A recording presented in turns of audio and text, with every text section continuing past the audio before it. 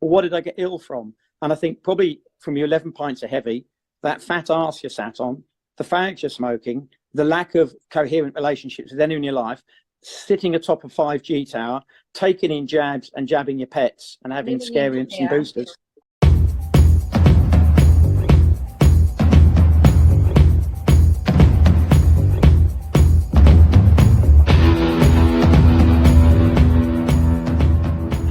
Hi everybody. Tonight we've got with us Yanaya, Courtney Adam Lawrence and DPL, and we're all going to talk about the usual elephant in the room. But Yanaya, can we start off with you first? What is it that you're actually involved in this whole madness that we're in right now? In this whole madness, I'm a molecular biologist. So when I heard PCR virus cases, it just all clicked, and I'm like, wait a minute.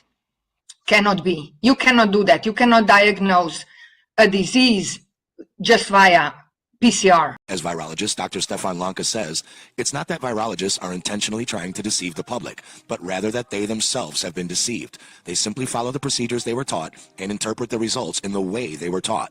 We can see this clearly in a virology study done by F. Rapp, I. Gordon, and R. F. Baker, who referenced the John Enders measles paper for their own work.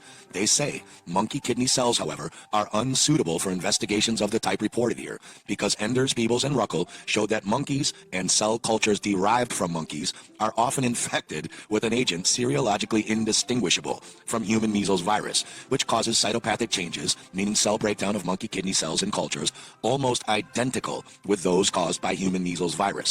In other words, instead of realizing it was the starving and poisoning procedure causing the cytopathic cell breakdown in both cultures, they assumed that monkey kidney cells naturally had the same virus as the human measles, and that must be why they couldn't tell them apart from each other. They even go on to say that it seemed likely that the measles virus they assumed was breaking down the monkey cells spreads from cell to cell, both via the surrounding nutrient fluid in the culture and directly from cell to adjacent cell. It is tempting to postulate that the cell to adjacent cell mechanism was mediated in part by the intercellular processes, meaning their own common sense told them that this had to do with the cells themselves and not a virus, but it didn't fit their virus hypothesis, so they stopped thinking about it logically. But what is more crazy is that even by their own logical fallacy, they at least admitted that they shouldn't be using monkey kidney cells for these cultures, as they are unsuitable for investigations of these types. And yet to this day, 55 years later, virologists are still taught to use them, even when their own literature tells them not to. Or can I just chuck some monkey cells in it, some gentamicin, some calf serum and some milk? And we say, well, actually, no, separate from about HPV vaccine harms, because I thought there was an HPV virus until I realized that Diane Harper was a fraudster, the lady who ran the HPV Gardasil trials, on which a girl on the Isle of Man was injured in 2005.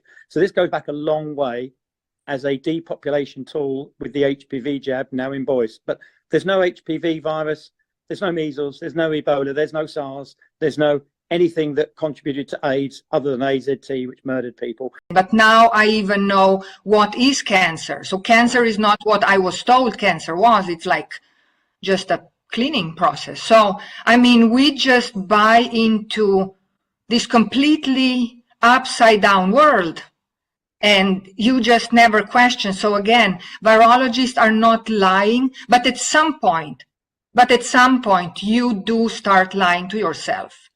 This is to me just proof when they say, oh, it's been isolated. No, because isolated means separated from anything else. I mean, when I isolate an apple from a pear, I grab an apple and take it away from that.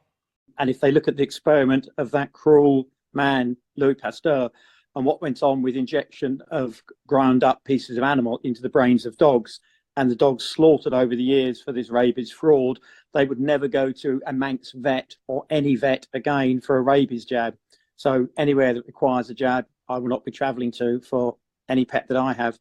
And the other one, I think the simplest one, and Durkheim's, I think, got about 17 or 18 studies, but the one I like quite simply is Milton Rosenau and the Spanish flu, because it's the go-to place when you talk about vaccines. They talk about smallpox and polio, not realizing what drove those.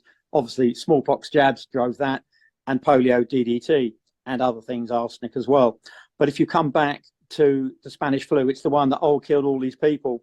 No, it was the jabs, the vaccination, the nutritional status, and the poisoning, the mass injection of vaccines just before, and the radio wave rollout in 1918, 1919. So there's a very simple 1 or 2 papers, look at Pasteur's method statements and look at the Milton Rosenau Spanish flu. So once you just look at that short bit of work, us lot have done hundreds, if not thousands or tens of thousands of hours in some of our cases, looking at this stuff, this nonsense, and just highlighting 1 or 2 papers to get it into people's minds, because once no virus goes away, the whole of big pharma collapses, and obviously people like Bobby Kennedy and others won't get elected. They won't be able to get on that platform. Once you see that, you just cannot put the lid back on. I mean, if you're a human being, you cannot. If you're a, as they would say, lizard person, which we are not. And then the guy goes, oh yeah, but I'm not going down this path because this sounds like a conspiracy theory. I'm like, if you don't find the root problem, you will never be able to solve this mess. So yeah, I've had exactly the same, where I've tried to say, look, we need to talk about the fact that there's no virus, because that completely takes the wind, the whole rhetoric. I mean, my dad is lost at the age of what, 83. He's like, what the heck are they talking about? I mean, because he still has some common sense, right? So for him, it was not hard to see right through it and be like, you know, guys, you keep calling me to get vaccinated. Yeah, forget about it. And when intelligent people, molecular biologists, look at this, they will know the whole virology science is a fraud. And upon that, big pharma's based.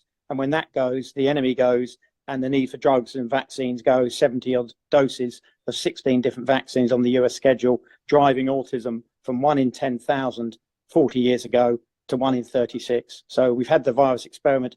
A lady in America, Joy, has done a 19-page paper that showed the 1 in 500 people that have never had a jab, nor has their mum had a flu jab or vitamin K shot.